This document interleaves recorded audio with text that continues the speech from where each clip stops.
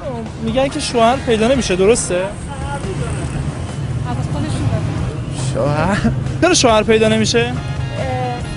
من میدونم نمیخواد مصاحبه کنید، فقط موضوع شوهره. میگن شوهر پیدا نمیشه، درسته؟ من که شوهر نمیکنم معمولا.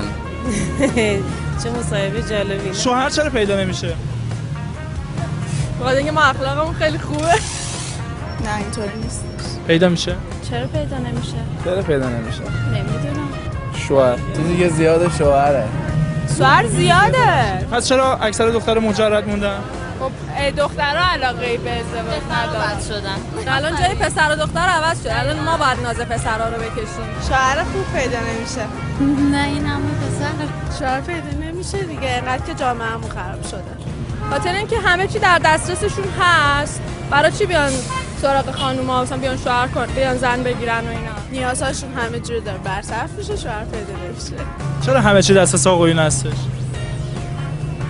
چون امثال ما در اختیارشون میذاریم. ولی خب نه، شاید یکی مثل من یا دوستان من اینطوری نباشه. جوانای امروزی نسبت به قدیما خیلی بدتر شدن. هم پسر خوب همیشه هست، هم دختر خوب. از آقایون هم باید سوال کنیم ببینیم چرا اصلا سمت خانوما نمیرن. حالا خرج زیاده. پس شوهر خوب شما میگید پیدا نمیشه. هست کمه. چرا؟ به خاطر موقعیت‌های شغلی کلا کار نیستش، الان مثل جوونا اصلا کار نیستش. خود من ازدواج کنم ولی خب نمیتونم. چرا؟ پدر هر دختر خانومی اولین چیزی که از یه پسر میخواد شغلشه. شرایط اقتصادی جامعه که همه میدونن دیگه، بعد شرایط کار بده برای جوونا. من هیچی ندارم. یه پیک موتوری ساده بیش نیستم. اونو باید دیگه دولت درست کنه دیگه. پول باشه خب همه زن میگیرن. بالاخره باید دستش به دهنش برسه دیگه. اگه نرسه؟ نباید زن بگیره وقتی نمیرسه. اگه پولش الان زن گرفته بودی؟ بله. کسی رو میخواد؟ بله.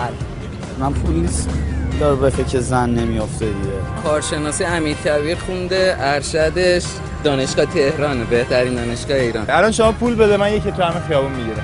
اوضاع اقتصادی خیلی خرابه در مورد جوونا، چون اصلا کار نیستش. حالا دلیلش اون دیگه نمیدونم، از دولت مردای ما باید پرسید.